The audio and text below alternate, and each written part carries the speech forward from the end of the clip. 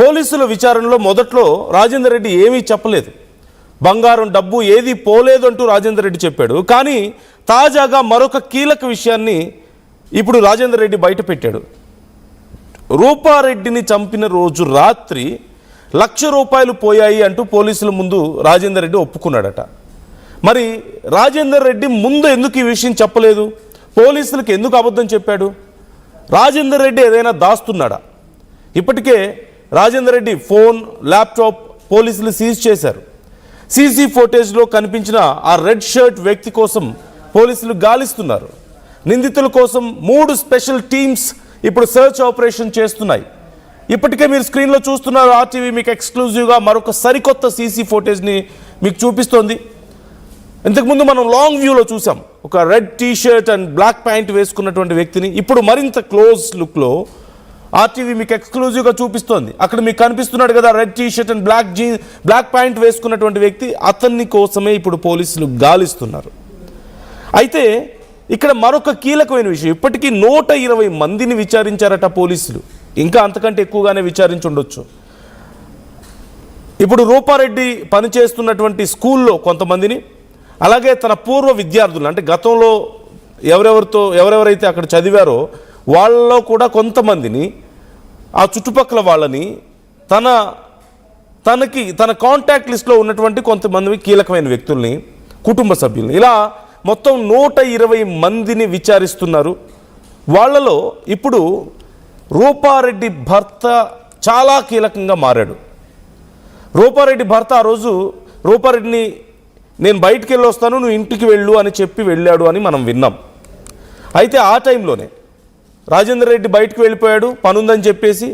ఆ టైంలో రూపారెడ్డి ఇంట్లోకి వెళ్తే సింగిల్గా 27 సార్లు ఇంక్లూడింగ్ తల మీద 2 కత్తిపోట్లతో కలిపి 27 సార్లు కత్తితో పొడిచి దారుణంగా హత్య చేశారు.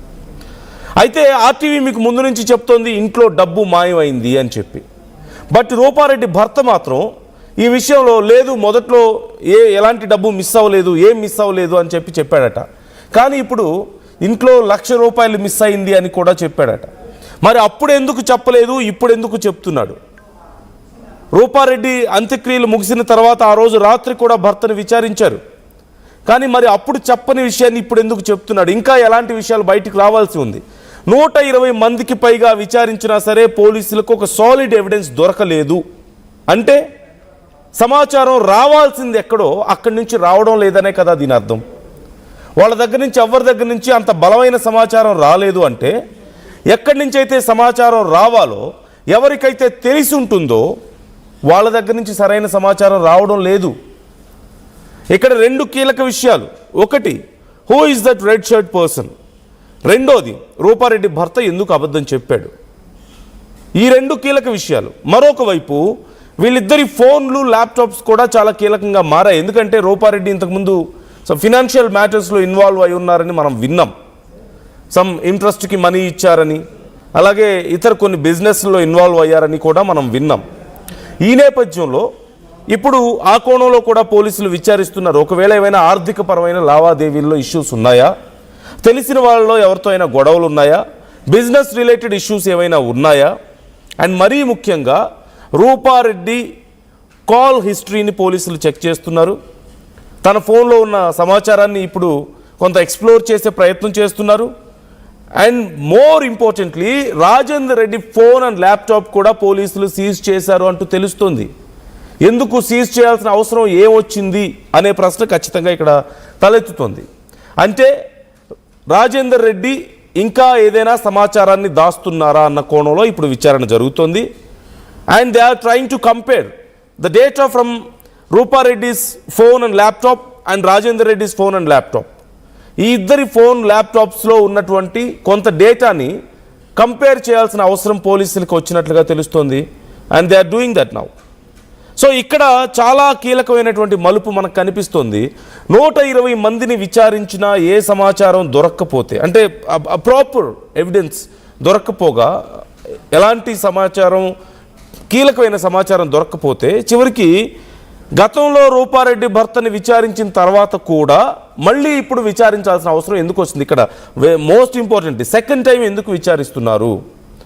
అలాగే Rajender Reddy phone and laptop ఎందుకు ఇక్కడ ఇంపార్టెంట్ అయింది? రూపారెడ్డి ఫోన్ అండ్ ల్యాప్టాప్లో ఉన్నటువంటి ఫోన్లో ఇప్పటికే ఫోన్ మిస్ అయింది, మనం చూసాం. తన ఐఫోన్ కూడా పోయింది అని చెప్పి మనం విన్నాం. So they are trying to gather call history and some other data from her phone. So ఇప్పుడు ఇది కూడా చాలా కీలకంగా మారింది. సో మీకేమనిపిస్తుంది వ్యూవర్స్? చాలామంది చాలా అభిప్రాయాలను ఈ విషయంలో వ్యక్తం చేస్తూ వస్తున్నారు. ఆర్టీవీ కూడా ఈ అంశాన్ని మీకు ఎప్పటికప్పుడు రిపోర్ట్ చేస్తూ వస్తుంది. ఇక్కడ చాలా కీలకంగా రూపారెడ్డి భర్తని రెండోసారి ఎందుకు విచారిస్తున్నారు రాజేందర్ రెడ్డిని? Rajender Reddy phone and laptop details, ఎందుకంటే రాజేందర్ రెడ్డికి తెలిసి ఉంటుంది అతని ఫోన్లో ఏముందో, అతని ల్యాప్టాప్లో ఏముందో రాజేందర్ రెడ్డికి ఖచ్చితంగా తెలుస్తుంది కదా, అతనికి తెలియకుండా అయితే ఉండదు కదా. బట్ స్టిల్ రాజేందర్ రెడ్డి చెప్పిన తర్వాత అతని ఫోన్ అండ్ ల్యాప్టాప్ని ఎందుకు పోలీసులు హ్యాండ్ ఓవర్ చేసుకోవాల్సి వచ్చింది? ఆ డేటాని ఎందుకు విశ్లేషిస్తున్నారు? అలాంగ్ విత్ దట్ ఇప్పుడు రూపారెడ్డి కాల్ హిస్టరీకి సంబంధించిన డీటెయిల్స్లో ఏం బయటపడింది? ఇప్పుడు ఇది చాలా కీలకంగా ఉంది. అండ్ చాలా కీలకమైన వ్యక్తి అదిగో అక్కడ మీకు కనిపిస్తున్నాడు, రెడ్ షర్ట్లో, రెడ్ టీ షర్ట్లో బ్లాక్ ప్యాంట్ వేసుకొని అతను చాలా కీలకంగా మారాడు.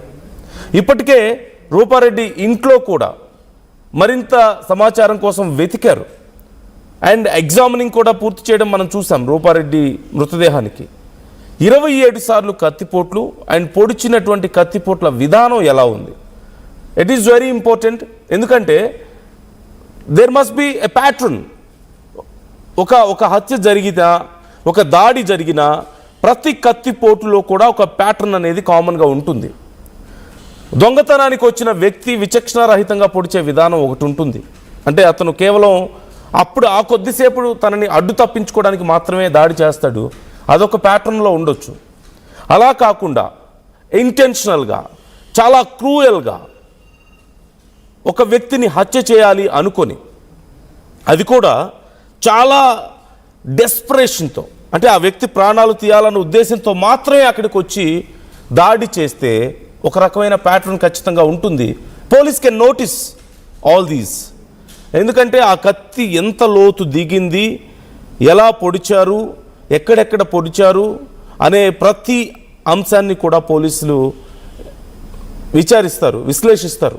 ఎస్పెషల్లీ ఫోరెన్సిక్ టీమ్ ప్రతి విషయాన్ని కూడా చాలా క్లియర్గా విశ్లేషిస్తే ఇప్పుడు ఇది కేవలం దొంగతనం కోసం జరిగింది కాదు అనే ఒక బలమైనటువంటి నిర్ధారణకు ప్రాథమికంగా పోలీసులు వచ్చారు అంటూ తెలుస్తోంది. అండ్ క్లోజ్ సర్కిల్స్లో నిన్న కూడా నేనే చెప్పాను, క్లోజ్ సర్కిల్స్ నుంచి రావాల్సినటువంటి సమాచారం ఎస్పెషల్లీ ఫ్రమ్ హర్ హస్బెండ్, ఆ సమయంలో తన భర్త ఎందుకు ఇంట్లో లేడు, రూపారెడ్డి మాత్రమే ఉంటుందని చెప్పి ఆ వచ్చిన వ్యక్తికి ముందే తెలుసా, రూపారెడ్డి మాత్రమే వస్తుందన్న విషయం తెలుసా, ఇద్దరూ వస్తారని తెలిస్తే అంత ధైర్యంగా దాడి చేయడానికి రెడీగా ఉంటాడా? ఇలాంటి చాలా ప్రశ్నలు వస్తాయి ఖచ్చితంగా. సో ఈ ప్రశ్నలకి ఇప్పుడు సమాధానం రాబట్టే ప్రయత్నం పోలీసులు చేస్తున్నారు. అండ్ ఇప్పుడు రాజేందర్ రెడ్డిని మరొకసారి విచారించడం కానీ, అతని ఫోన్ అండ్